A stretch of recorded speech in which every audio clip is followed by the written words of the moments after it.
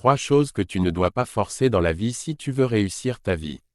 Bonjour mes chers abonnés. Pour ceux qui ne me connaissent pas, je m'appelle El Moshko et je viens dans cette vidéo pour vous révéler 3 choses que tu ne dois pas forcer dans la vie.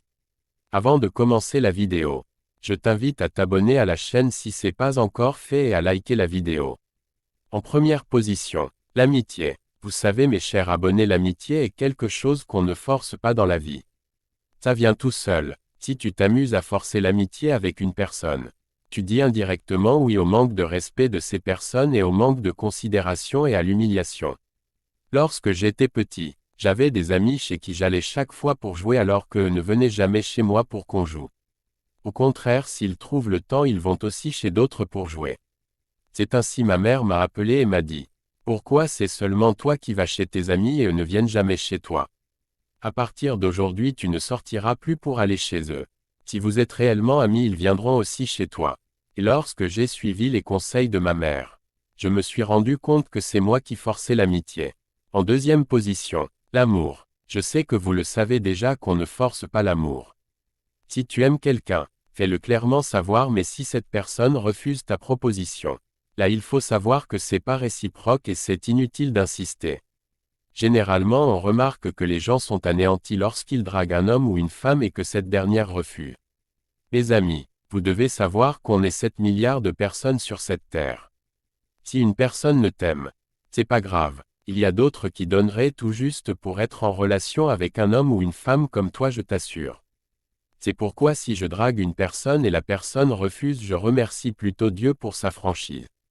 Car, il y a certaines personnes qui acceptent tes avances alors qu'elles ne t'aiment pas réellement et c'est souvent ces personnes qui marchent avec toi par intérêt et qui feront tout pour te soutirer tout ton bonheur. Et partira uniquement après avoir détruit ta vie.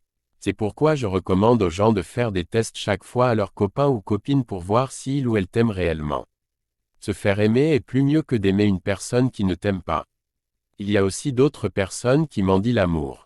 Vous devez savoir que plus tu supplies une personne de t'aimer, plus la personne ne t'aime pas. On appelle ça la loi d'attraction. C'est un couple. Il y a toujours quelqu'un qui aime plus que l'autre. Si la personne qui aime moins a un mauvais cœur, la relation ne va pas durer. Mais si la personne qui aime moins est gentille et a un bon cœur, plutôt la relation durera. En troisième position, le succès. Généralement beaucoup de gens mélangent le succès à la réussite et à l'argent. Aujourd'hui je viens vous dire que le succès est temporaire. Avant on parlait de Lil Wayne dans le rap américain, aujourd'hui on parle de Jay-Z.